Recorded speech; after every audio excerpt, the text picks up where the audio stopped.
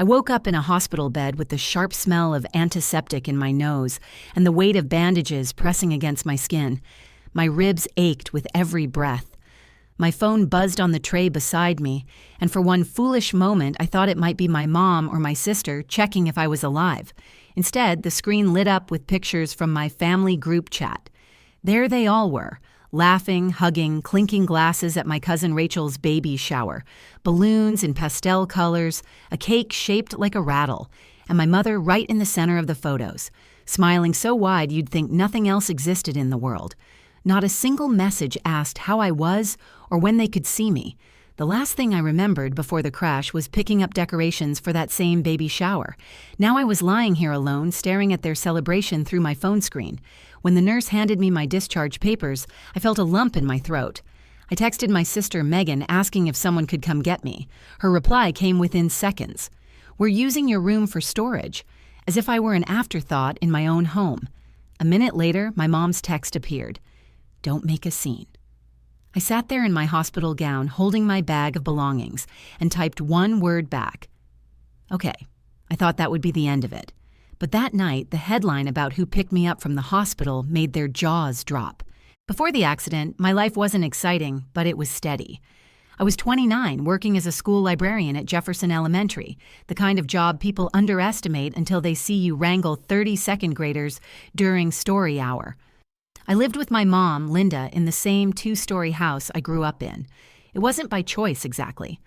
After my divorce 2 years ago, I moved back in to save money and, as Mom put it, help keep the house running. That meant paying half the bills, mowing the lawn in the summer, shoveling snow in the winter, and handling every little thing that broke because your brother's too busy and your sister doesn't know how to use tools. Megan, my older sister, had always been the center of attention. She was the type who could walk into a room and have every eye on her without trying. She worked in marketing, dressed like she stepped out of a catalog, and somehow never had time to help with family chores, but always had time for brunch with friends. If I ever asked her for help, she would sigh as if I had ruined her weekend. My mom was the kind of woman who loved telling people she was proud of her children, but rarely showed that pride when it mattered. In public, she was warm and chatty, telling neighbors how much she valued family. At home, her words were sharper. She could turn a simple request into an argument, usually ending with, "Stop being dramatic." And then there was Rachel, my cousin, the golden child of our extended family. She was 27, newly married, and pregnant with her first child. Every family gathering revolved around her. Her engagement party had been a catered affair with a photographer. When she announced the pregnancy, my mom cried as if she'd just been told she was going to be a grandmother for the first time. I was happy for Rachel, but I couldn't ignore the way my mom and Megan lit up around her in a way they never did with me. The baby shower had been in the works for months. My mom talked about it nonstop, coordinating with Megan and Rachel's mother, Aunt Susan. I wasn't part of the planning, but I offered to help. A week before the shower, I asked Mom if she needed anything. She gave me a tight smile and said, "We've got it covered, Harper. Just show up looking nice." I didn't push, even though I knew they'd been running errands for weeks. The morning of the accident, I was on my way to pick up a set of pastel paper lanterns I'd found on sale. I thought they'd match the shower theme perfectly, and maybe it would be a small way to contribute.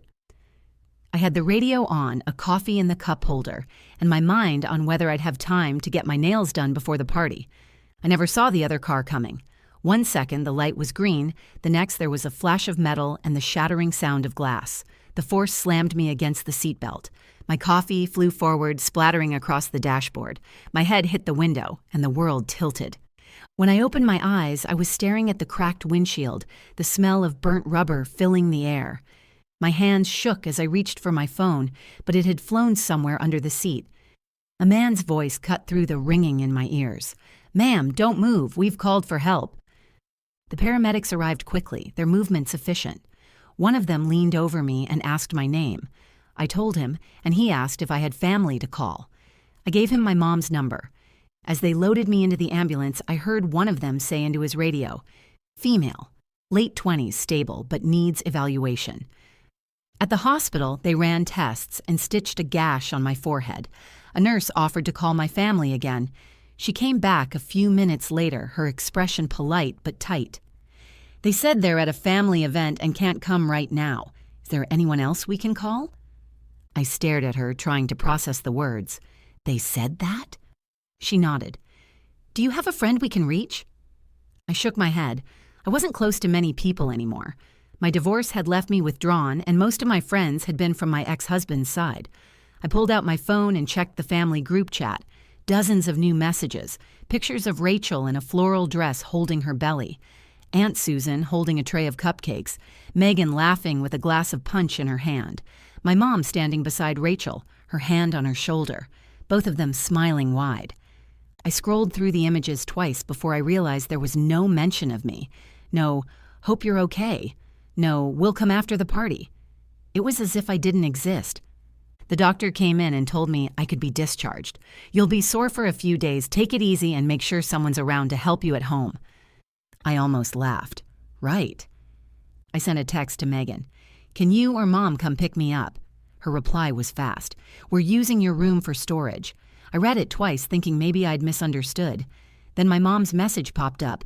"Don't make a scene." My chest felt tight, but I typed back, "Okay." I signed the discharge papers, the nurse handed me my bag, and I walked to the waiting area. The television on the wall was showing a segment about the baby shower. Apparently, a local bakery had posted a video of the cake on social media, and it had gone mildly viral. There was my family again, smiling for the camera. My phone buzzed in my pocket. It wasn't them. It was a name I hadn't seen in years. The name on my phone screen made me blink. It was Evan Ross. We'd gone to high school together, spent senior year trading notes in history class, and drifted apart after graduation. He had been the kind of friend who always remembered your birthday and never made you feel like you were taking up too much space. The last time I saw him was years ago at a grocery store. We said we should catch up, but neither of us did. I didn't answer his message right away. Instead, I sat in the hospital waiting room with my paper bag of belongings at my feet.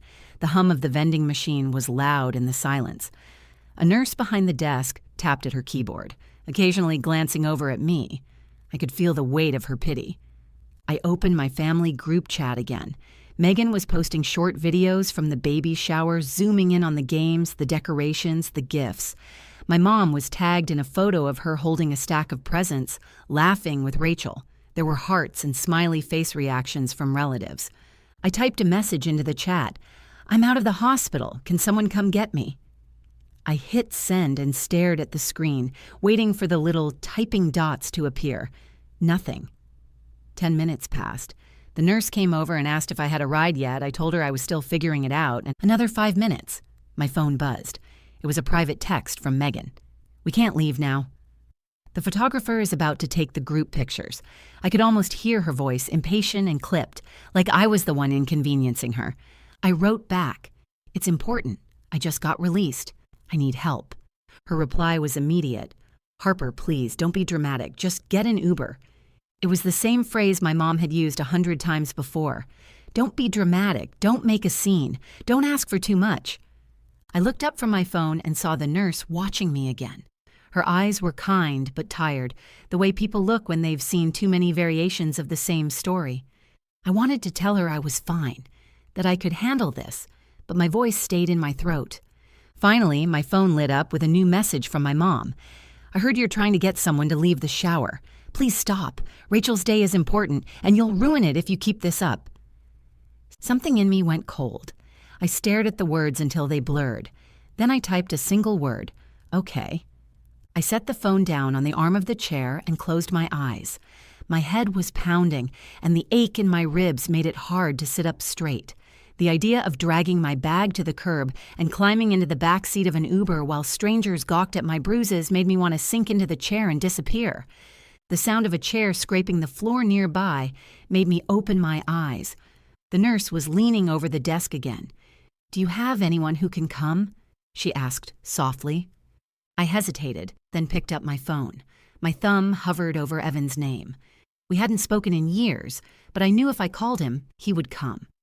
That thought alone was both comforting and humiliating.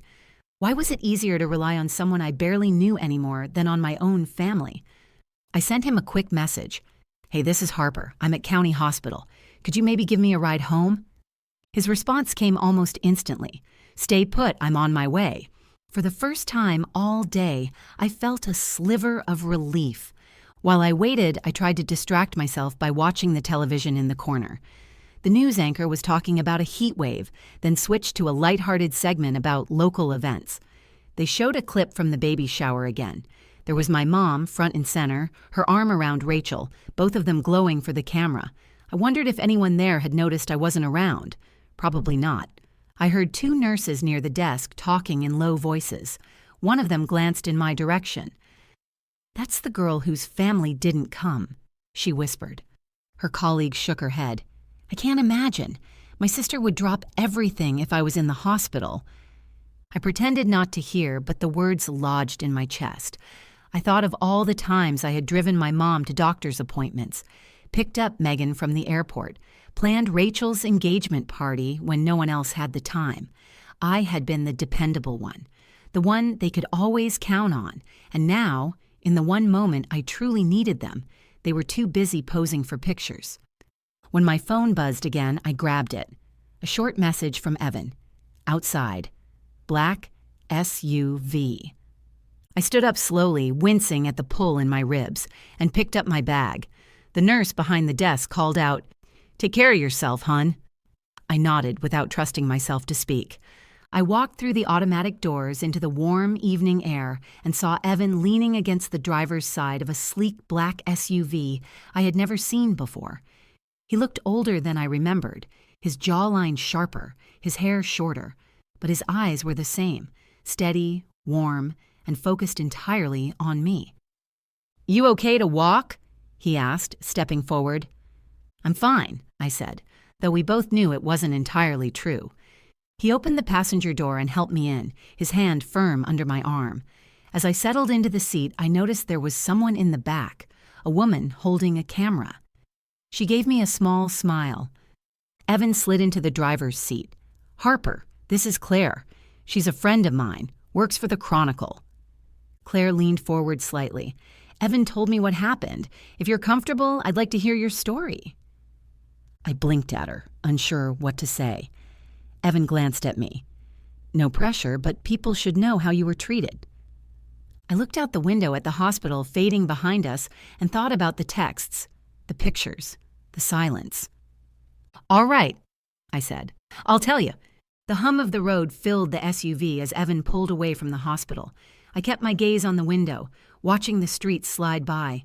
The bruises on my shoulder throbbed with each bump, but the ache inside me was sharper. Claire, the reporter, was quiet at first, letting me settle. When she finally spoke, her voice was gentle. "Evan told me your family didn't come to pick you up. Is that true?" I nodded without turning my head. "They were at a baby shower, my cousin's. I was in the hospital after a car accident, and they stayed for cake." She didn't write anything down yet. "And they knew you needed a ride?" "They knew," I said. I asked. "My sister told me they're using my room for storage. My mom told me not to make a scene." Evan's hands tightened on the steering wheel. His voice was calm, but I could hear the edge in it. "That's not just neglect, Harper. That's cruelty." I almost laughed at the word. Cruelty was something I'd never let myself associate with my family. Disappointment, yes. Frustration, definitely. But cruelty meant intent. Yet, thinking about their quick, cold responses, maybe it was the right word. Claire reached for a notepad from her bag. "I want to be sure I get this right, but you can tell me to stop anytime. I think people need to hear stories like this, because too many are afraid to talk about it." I hesitated. Why would anyone care about me? Families ignore people all the time. "That's exactly why it matters," Claire said. "It's common, but that doesn't make it acceptable. And sometimes the people who hurt you the most are the ones who think they're above accountability." Evan glanced over at me. "She's right. You've spent years being the one they can rely on. Now, when you needed them, they left you stranded. People will relate to that." I thought about the messages, the party pictures, my mom's tight smile in every shot. I thought about how they would all react if they saw my face on the local news. They would say I was being dramatic. They would call me ungrateful. They would tell me to keep family business private. But for the first time, I wasn't afraid of what they'd say. "All right," I said quietly. I'll tell you everything. The decision settled in me like a weight being lifted. If they wanted to act like my pain didn't matter, then they could see it laid out for everyone else to judge. We drove to a small coffee shop downtown. Evan parked in a spot near the door and helped me out of the SUV. Inside, the warm air and smell of roasted beans wrapped around me. Claire ordered tea for me without asking, and I was grateful not to have to decide. We sat at a corner table, the low hum of other conversations filling the space. Claire set her recorder on the table and said, "Start wherever you want." I told her about the morning of the accident, the errands, the crash, the hospital room. I described the group chat, the pictures, the messages. My voice stayed even, but my hands twisted in my lap. Claire didn't interrupt except to clarify details. When I finished, she asked, "And how do you feel about your family now?" That question stopped me. For years, I had brushed aside the small slights and the moments of being overlooked. I told myself they were just busy or distracted. But now, the truth felt clear. "I feel like they've been telling me who they are for years, and I just didn't want to believe them," I said. Claire wrote that down, underlined it, and looked at me. "That's going in the story." When she left to make a few calls, Evan leaned back in his chair. "You're sure you're ready for this?" "Yes," I said. "I'm done protecting them." He smiled faintly. "Good. You've spent too long letting them take and take without giving back." I didn't realize how much I needed to hear that until he said it. After we finished at the coffee shop, Evan drove me to his place. His apartment was neat with soft lighting and a view of the city. He gave me the guest room, a stack of clean towels and a blanket that smelled faintly of lavender. "Stay as long as you need," he said. That night, lying in a bed that wasn't filled with the weight of my family's disapproval, I thought about what might happen next. If Claire ran the story, there was no going back. My mom would call, furious. Megan would send me paragraphs about loyalty and how I was tearing the family apart. Rachel would probably stay silent, not wanting to get involved. But I also thought about how freeing it would be not to care. The next morning, Claire texted me a draft of the article. The headline read, "Local Woman. Left stranded after accident. Rescued by childhood friend." The opening paragraph described me walking out of the hospital alone, my family absent and Evan waiting by the car. She had included my words about them telling me who they were for years. Reading it made my chest ache, but not in a bad way. I sent her a message. "It's good, post it." An hour later, it was live. I sat at Evan's kitchen table, sipping coffee, as notifications started to flood my phone. Shares, comments, messages from people I didn't know. Some told me they had gone through the same thing.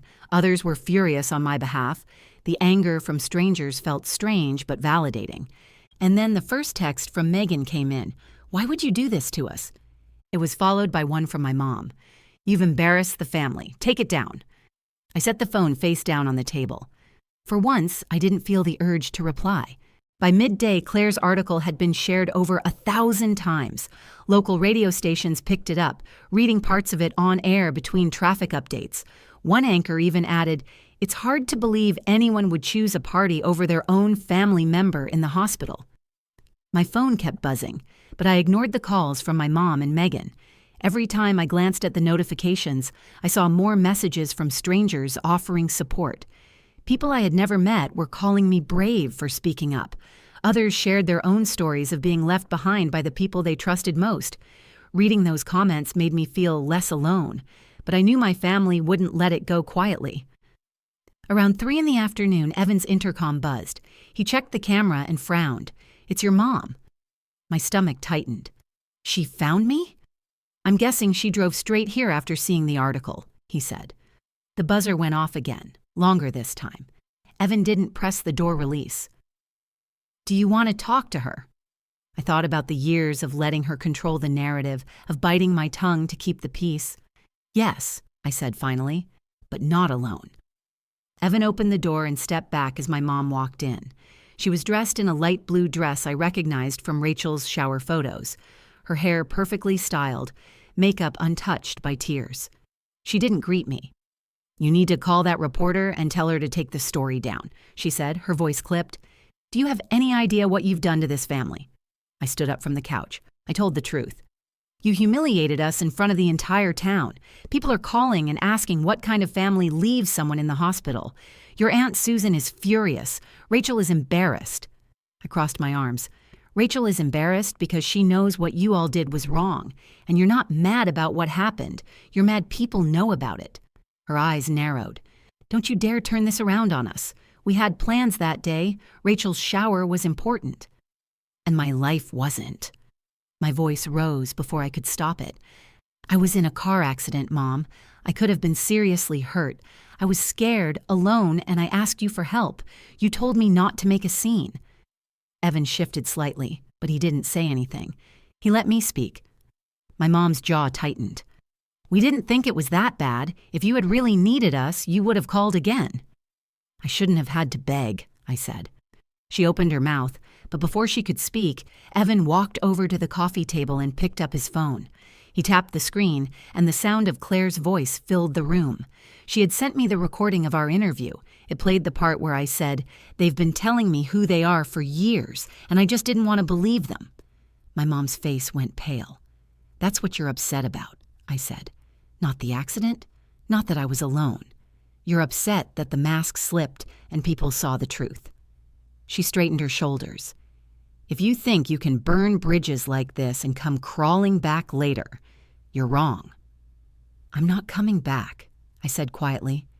"Not to that house. Not to being the person who's always there for you while you pretend I don't exist." For a moment, neither of us moved. The weight of my words hung between us. Then she grabbed her purse and walked to the door. "You'll regret this, Harper." When the door shut behind her, my hands shook. Evan placed a mug of tea in front of me. "You handled that better than most people would have." "I don't feel like I did," I said. "I feel sad, angry, relieved, all at once." "That's because it's real," he said. We sat in silence for a while until Claire called. "Turn on Channel 6, she said. I found the remote and flipped to the news. There it was, my story on the evening broadcast, complete with a clip of Evan helping me into the SUV outside the hospital. The anchor read from Claire's article and added, "In a surprising twist, the woman's rescue came not from her family, but from a high school friend she hadn't seen in years. The family has not responded to requests for comment." The camera cut to a photo of my mom and Megan from the baby shower, both smiling for the photographer. Evan looked at me. "That's gonna sting." The story ended, but my phone lit up with messages again. This time, they weren't from my mom or Megan. They were from extended family members, an uncle I hadn't spoken to in years, a cousin from out of state, telling me they had no idea what had happened and that they were sorry. One message stood out. It was from Rachel. "I didn't know they told you not to come. I thought you were resting after the accident. I'm sorry." I stared at the screen. Part of me wanted to reply, but I set the phone down. I wasn't ready to reopen that door. Evan leaned back in his chair. "You know what the best part is?" "What?" "They're not in control of the story anymore. You are." For the first time since the accident, I felt like I could breathe without the weight pressing down on my chest. The truth was out. The people who mattered believed me, and the ones who didn't, well, they never really had my back to begin with. That night, the phone stayed silent. My mom didn't call again. Megan didn't text. The absence of their voices, which used to fill so much of my life, felt strange at first. But instead of the usual ache, I felt something else, a growing sense of peace. Evan made pasta for dinner and insisted I eat more than 2 bites. We watched a movie, not because either of us cared about it, but because it filled the quiet without forcing conversation. When I finally went to bed, I slept through the night for the first time in months. No late-night phone calls asking for favors. No tension in the air from an argument brewing. Just rest. Over the next few days, Claire's article continued to spread. More people reached out to share their own experiences of being left behind by family. I read every message. Some made me angry on behalf of strangers. Others made me grateful I wasn't alone. Rachel sent another message 2 days later.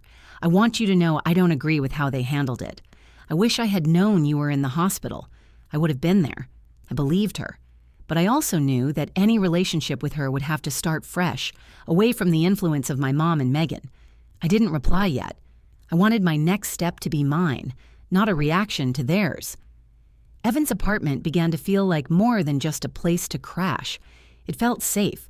One morning, I offered to make breakfast, and he grinned like I had just handed him the winning lottery ticket.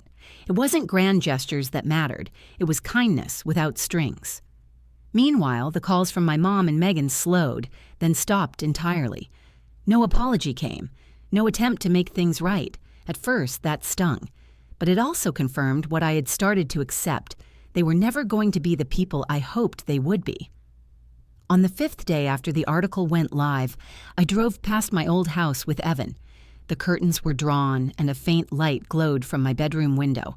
I knew the boxes were in there now, stacked where my bed used to be. I watched the house fade in the rearview mirror and felt nothing but relief. We pulled into a small diner on the edge of town. Over coffee, Evan asked, "So, what now?" I smiled. "Now, I start over, on my terms." I didn't know exactly what that would look like yet, but I knew it wouldn't involve waiting around for people to value me. I had lost a family I thought I needed, but I had gained the freedom to build a life where I wasn't just an afterthought. As I sat there sipping coffee with someone who had shown up without hesitation, I realized the biggest lesson of all. Sometimes the family you're born into will fail you, but the family you choose will save you. If you've ever been in a situation where the people you counted on turned their backs when you needed them most, I want to hear your story. Share it in the comments below. Your voice might help someone else feel less alone. If this story made you think about your own relationships, like the video, share it with a friend, and leave a comment. And if you want more real, raw stories like this, subscribe to the channel and turn on notifications so you never miss one. Your story matters. Your voice matters. And you deserve people who will show up when it counts.